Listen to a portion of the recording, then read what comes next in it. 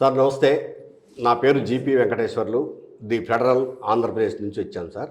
Dasari corporation చైర్మన్గా మీరు, మీ సభ్యులు అంటే డైరెక్టర్లు అందరూ ప్రమాణ స్వీకారం చేశారు. దాసరి కమ్యూనిటీకి మీరు ఈ రాష్ట్రంలో ఏం చేయాలనుకుంటున్నారు? ప్రధానంగా మీకు అంటే ఈ రాష్ట్రానికే ఆర్థిక సమస్య ఉంది. ప్రధానంగా మీ కార్పొరేషన్ కూడా ఆటోమేటిక్గా ఆ సమస్య ఉంటుంది. నిధుల సమస్య ఉన్నప్పుడు ఈ నిధుల సమస్యను ఎలా అధిగమిస్తారు? ఏ విధంగా మీరు మీ కమ్యూనిటీని అభివృద్ధి పరంలో నడిపించడానికి ప్రయత్నం చేస్తారు? నా పేరు పొట్నూరు వెంకటరత్నాజీ అండి. మాది విజయనగరం డిస్ట్రిక్ట్, ఎస్కోట్ నియోజకవర్గం. నేను Dasari welfare and development corporation చైర్మన్గా నియమితులయ్యాం. ప్రమాణ స్వీకారం నాది 3 నెలలు క్రితమైంది. బాడీ వేయడం ఈ మధ్య చేశారు కాబట్టి ఈరోజు ప్రమాణ స్వీకార కార్యక్రమంలో పాల్గొన్నాం. సార్, ఇప్పుడు నిధుల పరంగా అవ్వాల్సిన సమస్యలు కొన్ని ఉంటాయి. నిధులకి సంబంధం లేకుండా మా కమ్యూనిటీకి కొన్ని సమస్యలు ఉన్నాయి. నిధులకు సంబంధం లేని సమస్యల ముందు మేము ప్రభుత్వం దృష్టిలో పెట్టి వాటిని క్లియర్ చేయాలనుకుంటున్నాం. ఇక నిధుల సమస్య అనేది అందరిదే ఉన్నదే కాబట్టి మ్యాక్సిమం బీసీ కార్పొరేషన్కి గవర్నమెంట్ వారు అన్ని విధాల సహాయ సహకారాలు అందిస్తారని 100% నమ్మకం ఉంది. ఎందుకంటే ఈ 56 కార్పొరేషన్లు అడిగి చేశారంటే ఖచ్చితంగా ఇప్పుడు మనకున్న గవర్నమెంట్కి వెన్నుముక బీసీలను ఖచ్చితంగా వాళ్ళు అన్ని విధాలా సక్సెస్ చేయాలి, అభివృద్ధి పదంలో నడిపించాలి. ఆర్థికంగా బాగా చితికి ఉన్నారు కాబట్టి వాళ్ళు పైకి తీసుకురావాలని చాలా కార్యక్రమాలు ప్రభుత్వం వారు పెట్టడం జరుగుతుంది. వాటిల్లో ఖచ్చితంగా ఆర్థికంగా ప్రతి మా కార్పొరేషన్కి కూడా అమౌంట్ ఇవ్వడం జరుగుతుంది.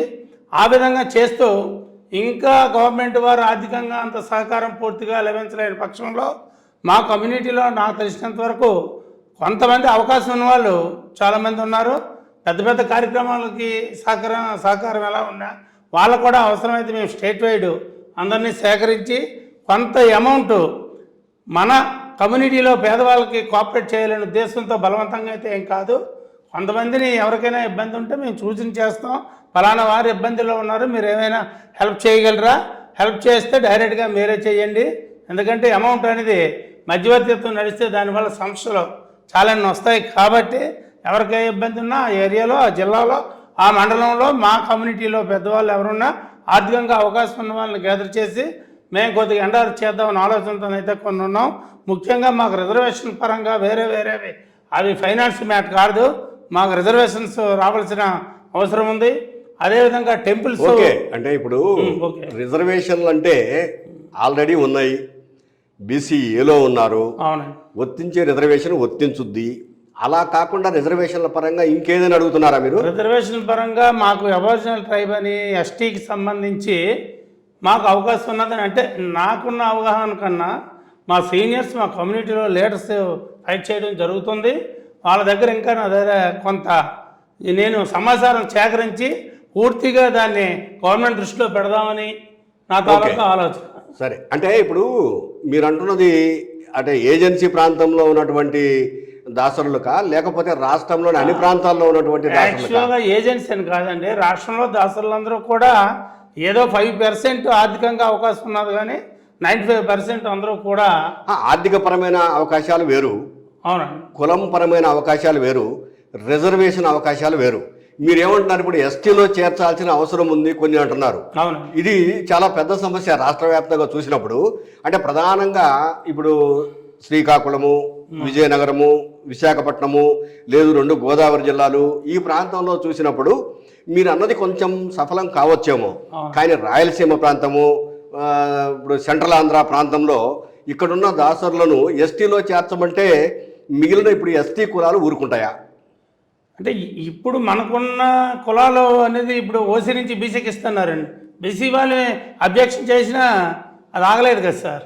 అదేవిధంగా గవర్నమెంట్ ఏది చేసినా ఒక సర్వే చేసి దాన్ని బట్టి చేస్తుంది. కాబట్టి మాకున్న నీడ్స్ ప్రకారం మాకు ఎస్టీ ఉంటుందని తాలూకా మాకు ఇంతకుముందు ఉండేదని కూడా కొంతమంది అయితే అనడం జరిగింది. 100% నాకైతే అవగాహన లేదు. దాని మీద పూర్తిగా నేను అందుకే సమాచారం తీసుకొని గవర్నమెంట్ దృష్టిలో పెట్టి మా కమ్యూనిటీకి ఎంతవరకు మేము చేయగలమనేది దాని మీద దృష్టి పెట్టి చేయాలనేది మా మొత్తం కార్పొరేషన్ అయితే బాడీ ద్వారా ఇది ఒక మంచి ప్రతిపాదనే. దీన్ని స్వాగతించాల్సిందే, అంటే మీ కమ్యూనిటీ మొత్తం స్వాగతించాల్సిందే. అయితే ఇదే కాకుండా అంటే చాలామంది చెప్పడం ఏంటంటే విజయనగరము, శ్రీకాకుళము ఈ జిల్లాలలోనే దాసరి కమ్యూనిటీ ఎక్కువ మంది ఉన్నారు, మిగిలిన జిల్లాల్లో కొంత తక్కువ ఉన్నారని చెప్పేసి అంటున్నారు. వాస్తవంగా ఇప్పుడు 3 ప్రాంతాలుగా విభజించింది రాష్ట్ర ప్రభుత్వం. ఈ 3 ప్రాంతాలలో ఏ ప్రాంతంలో, అంటే రాయలసీమలో ఉండరా, సెంట్రల్ ఆంధ్రలో ఉండరా, ఉత్తరాంధ్రలో ఉండరా ఎక్కువ మంది? సార్ యాక్చువల్గా అయితే మాకు ఇంతవరకు మేము ఏమనుకునేవారు అంటే విజయనగరం జిల్లా ఎక్కువని అనుకునేవారు. కానీ ఇక్కడికి మా మిత్రులందరూ వచ్చి చెప్పేదాన్ని బట్టి చిత్తూరు జిల్లా మనకన్నా ఎక్కువ పాపులేషన్ ఉన్నదని చెప్తున్నారు. స్థానంలో ఉంది. ఎందుకంటే మాకు ఇచ్చిన గవర్నమెంట్ వారు ఇచ్చిన పాపులేషన్ అయితే చాలా తక్కువ ఇచ్చారు. 70,000 మంది మాత్రం మా దాసరి కమ్యూనిటీకి ఇచ్చారు. అందులో 20,000 చిత్తూరు జిల్లా ఇచ్చారు, 15,000 విజయనగరం జిల్లా ఇచ్చారు. మేము దాన్ని క్వశ్చన్ చేయడం కూడా జరిగింది. దాని మీద ఫిబ్రవరిలో కులగణన జరుగుతుంది కాబట్టి మీ కమ్యూనిటీ వాళ్ళు ఖచ్చితంగా మీకు తెలియాలంటే అందులో పార్టిసిపేట్ చేసి ప్రతి మీరు ఇండివిజువల్గా ఇస్తే చెల్లదు. ప్రభుత్వం వారు చేసిన కులగణనలో మీరు ఖచ్చితంగా మీరు అందులో నమోదు చేసుకున్న వాళ్ళు మీ పాపులేషన్ కరెక్ట్గా తెలుస్తుందని ఇవ్వడం జరిగింది. అది మేము ఇప్పటి నుంచి కూడా మా కమ్యూనిటీ వాళ్ళందరికీ కూడా మెసేజ్ రూపాన్ని మోటివేషన్ చేస్తున్నాం. పుట్టిన కులాన్ని మాత్రం దాచుకోకండి, ఖచ్చితంగా మన కులాన్ని మీరు చెప్పండి, చెప్తే దానివల్ల లాభం ఉంటుందని మెసేజ్ మేము నాయకుల ద్వారా కూడా మెసేజ్ 100% ఆంధ్ర అంతా కూడా వెళ్ళే విధంగా చేస్తున్నాం.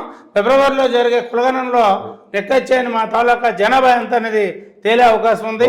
దాన్ని బట్టి ఆలోచన చేస్తున్నాం. ఓకే, అంతవరకు అది మంచిదే. అంటే మీరు అన్నట్టు చిత్తూరు జిల్లా ప్రథమ స్థానంలో ఉంది, ఉత్తరాంధ్ర 2వ స్థానంలో ఉంది పాపులేషన్ గవర్నమెంట్ పాపులేషన్ పరంగా.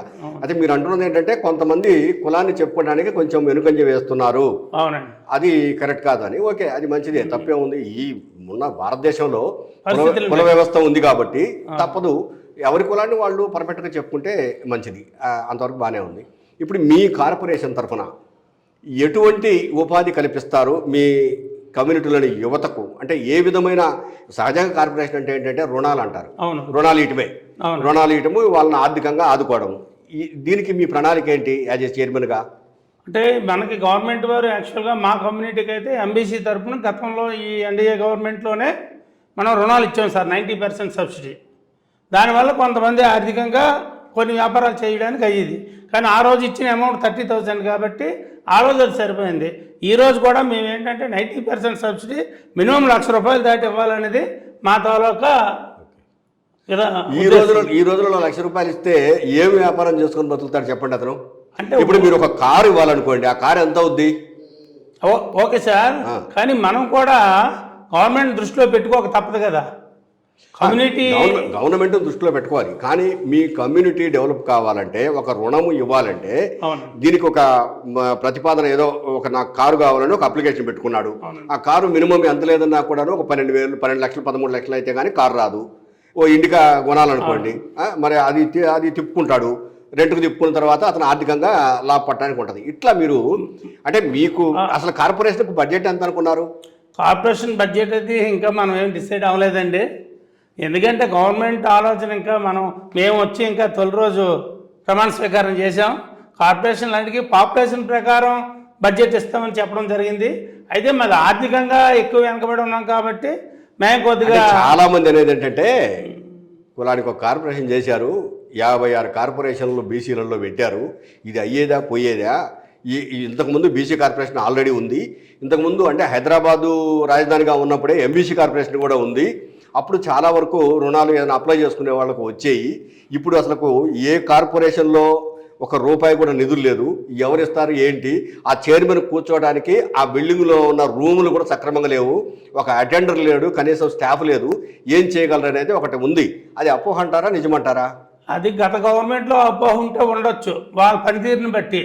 కానీ ఈ గవర్నమెంట్ మీద 100% జనాలకి నమ్మకం ఉంది, మా నాయకత్వానికి నమ్మకం ఉంది. మా కమిటీ కూడా ఖచ్చితంగా మేము చేయగలమని ఒక ధీమాతో మేము ఉన్నాము. మేము అవసరమైతే మేము డిమాండ్స్ పెద్దలకి మా మినిస్టర్ గారి ద్వారా మేము అడుగుదామని డిసైడ్ అయ్యాము. ఖచ్చితంగా ఆర్థికంగా లోన్స్ అనేవి మీరు అన్నిటిగా ఎస్సీ ఎస్టీలకి అయితే 50% ఎంతవరకు ఇవ్వడం జరిగింది. బీసీల్లో మనకి కార్లు ఇవన్నీ ఇంతవరకు లేవు. కానీ మాది ఆర్థికంగా వెనుకబడిన కులం కాబట్టి ప్రపోజల్ పెట్టడం అనేది మన ధర్మం కాబట్టి మేము తీర్మానం కూడా ఇప్పుడు చేయడం జరిగింది. ఈ లోన్స్ విషయం దాని ప్రభుత్వం వరకు మేము సమర్పించి మాకు ఖచ్చితంగా న్యాయం చేయాలని అడుగుదామని మేము డిసైడ్ ఓకే, అంటే కార్పొరేషన్ అంటేనే రుణాలు తీసుకోవడము యువకులు అంటే నిరుద్యోగులు కానీ లేకపోతే మిగిలిన వ్యాపారాలు చేసుకునే వాళ్ళు కానీ బ్రతకడం కోసమే ఎక్కువ కార్పొరేషన్ పనిచేయాలి. అంటే స్కిల్ డెవలప్మెంట్, అంటే వాడు బతకాలి అని అంటే ముందు వాడికి ఒక పని చూపించాలి, మనము చూపించాలి, దాన్ని ఇలా చేసుకోమని చెప్పాలి. అది సరే, కొన్ని గత ప్రభుత్వమా ఇంకో ప్రభుత్వమా ఈ డీబీటీ పద్ధతి డబ్బులు వాడికి ఇచ్చామా, అతనికి వెళ్ళిపోయినాయా లేదా, ఇంతవరకు అది కాదు కావాల్సింది. అతను బతకడానికి మనం నేర్పించేటువంటి ఒక స్కిల్ డెవలప్మెంట్, దీన్ని మీ కార్పొరేషన్ ద్వారా ఎలా చేయాలనుకుంటున్నారు? ఇప్పుడు ఆల్రెడీ స్కిల్ డెవలప్మెంట్ మనకి ప్రతి ఏరియాలో కూడా గవర్నమెంట్ నడిపిస్తుందండి. మా తాలూకా యూత్ తాలూకా ఆలోచన బట్టి, వాళ్ళు చదువుకునే ఎడ్యుకేషన్ బట్టి, వాళ్ళకున్న ఇంట్రెస్ట్ని బట్టి వాటిల్లో మేము ప్రోత్సహించి ముందు skill development training 3 months 6 months వాళ్ళ ట్రైనింగ్ అయిన తర్వాత దానికి తగిన ఏర్పాట్లు చేస్తాం. అవసరమైతే మేము పర్సనల్గా కూడా వాళ్ళకి కొంత ఉద్యోగరీత్యా ప్రైవేట్ కంపెనీస్లో కూడా, గవర్నమెంట్ ఉద్యోగులని వాళ్ళ తాలూకా దీన్ని బట్టి వెళ్తాయి, ప్రైవేట్ కంపెనీస్లో కూడా మేము ఇండివిజువల్గా అక్కడ ఉన్న లోకల్ మా లీడర్స్ ద్వారా మా కమ్యూనిటీకి మీరు తప్పనిసరిగా కోఆపరేట్ చేయాలని రిక్వెస్ట్ చేసి మేము ముందుకెళ్దామని మేము అనుకుంటున్నాం. ఓకే, ఇంతవరకు బాగానే ఉంది సార్. అయితే మీరు అన్నట్టు ఏంటంటే ఎక్కువ మంది మీ కమ్యూనిటీలో ఎక్కువ మంది ప్రజలున్న చోట కొంత ఏదో ఒక సాయం చేయాలని చూస్తారు. ఉదాహరణకు మరి కృష్ణా జిల్లా ఉంది, లేదా గుంటూరు జిల్లా ఉంది, ప్రకాశం జిల్లా ఉంది, ఇప్పుడు లేదా గోదావరి జిల్లాలు 2 ఉన్నాయి. ఈ ప్రాంతాలలో కొంచెం తక్కువ మంది ఉన్నారు, వాళ్ళను పట్టించుకోవడం లేదు, అసలు ఆలోచించడం లేదు వాళ్ళ గురించి అనేది ఒకటి ఉంది. అపోహ అంటారా లేకపోతే నిజమంటారా? అంటే అదే విషయం ఈరోజు మాట్లాడడం జరిగిందండి. మనం ఎక్కువ ఉన్న దగ్గర ఇబ్బంది లేదు, ఎక్కువ ఉన్న దగ్గర ఎలాగ డామినేషన్ ఉంటుంది. ఎక్కడైతే తక్కువ ఉండి ఇబ్బంది పడుతున్నారో అవి కూడా మనం గుర్తించి మన కమిటీ అందరూ కూడా వెళ్ళి సపోర్టెడ్గా వాళ్ళకి ప్రతిదానికి మనం సపోర్ట్ ఉంటూ వాళ్ళు ఏ విధంగా వాళ్ళే మనం డెవలప్ చేయాలి అనేది వాళ్ళని, ఎందుకంటే వాళ్ళకున్న అవగాహన బట్టి వాళ్ళు ఏ పని చేస్తే వాళ్ళు పైకి వస్తారనేది ఆలోచించి దాన్ని కమిటీ అనే కాకుండా మాకు పెద్దలు మ్యాక్సిమం అందరూ ఉన్నారు కాబట్టి అందరినీ సెట్టింగ్ చేసి మనం ఏ ఏరియా ఎలా చేద్దాం అనేది. ఇంకోటి కూడా ఉంది సార్, విజయనగరం జిల్లా వాళ్ళకే చైర్మన్ పదవి ఇస్తున్నారు. గత ప్రభుత్వం కానీ ఈ ప్రభుత్వం కానీ విజయనగరం జిల్లా వాళ్ళకే అవకాశం ఇస్తున్నారు. నిజంగా దాసరులు మిగిలిన ప్రాంతాలలో లేరా, ఉంటే వాళ్ళకి ఎందుకు అవకాశం ఇవ్వటం లేదనేది కొంతమంది క్వశ్చన్ బయట. అది ఎందుకు వస్తుంది, అది ఎంతవరకు కరెక్ట్ అంటారు లేదంటే కరెక్ట్ కాదంటారు?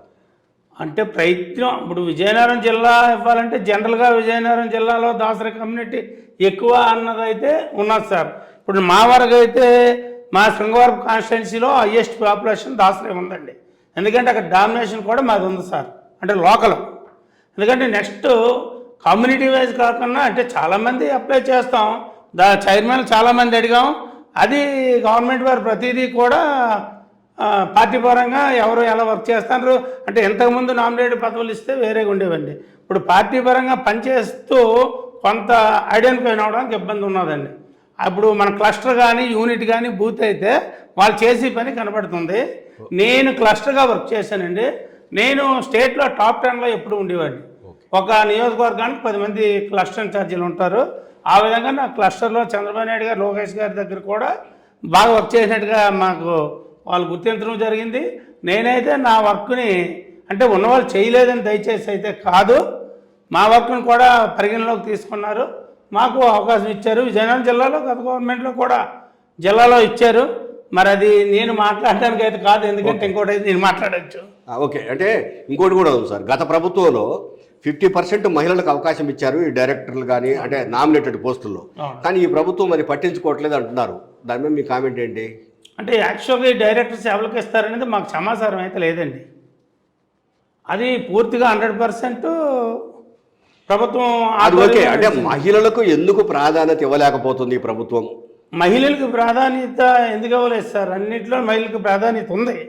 కాకపోతే మా డైరెక్ట్స్ విషయంలోనూ ముందు మాకంటూ సమాచారం ఉంటే పోనీ మేము అడగడానికి తెలిసిన ఇక్కడ, ఎందుకంటే మ్యాక్సిమం వర్క్ చేసే వాళ్ళు గుర్తించడంలోనూ కొన్ని జరుగుతప్పుడు అటు ఇటు ఉంటాయి సార్.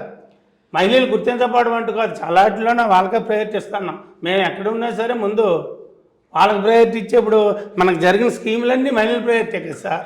ఒక స్థలం ఇస్తే మహిళలకే ఇస్తున్నాం, ఒక అమ్మఒడి ఇస్తే మహిళలకి ఇస్తున్నాం, ఏది ఇచ్చినా మహిళలకి ఇస్తాను. మహిళలకు ప్రయారిటీ లేకపోవడం అంటే ఏం లేదు. ఈ డైరెక్ట్స్ విషయానికి ఏదో అనుకోకుండా జెంట్స్కి, ఎందుకంటే మహిళ కొంచెం తిరగడం కొంచెం, ఎందుకంటే స్టేట్ వైడ్ కాబట్టి కొద్దిగా జనరల్గా ఇంటి దగ్గర ఇబ్బంది ఉంటుందని జెంట్స్ని సెలెక్ట్ చేయొచ్చేమో. కానీ గ్రౌండ్ లెవెల్ నుంచి మహిళలకు ఇచ్చిన ప్రయారిటీ, ఈరోజు ఆర్టీసీ బస్ ఫ్రీ ఇచ్చామంటే మహిళలకే ఇచ్చాం. అన్నిట్లో మహిళలకే ఓకే ప్రయారిటీ ఓకే ఎక్కువ. Okay okay sir, thank you. మీరు మా ఛానల్కు ఇంటర్వ్యూ, ది ఫెడరల్ ఛానల్కి ఇంటర్వ్యూ ఇచ్చినందుకు, మీరు మీ కమ్యూనిటీకి సంబంధించినటువంటి మంచి విషయాలు, ఏం చేయబోతున్నారు, ఎలా చేయబోతున్నారు అనే అంశాలను కూలంకుషంగా చెప్పారు. మీకు ధన్యవాదాలు సార్.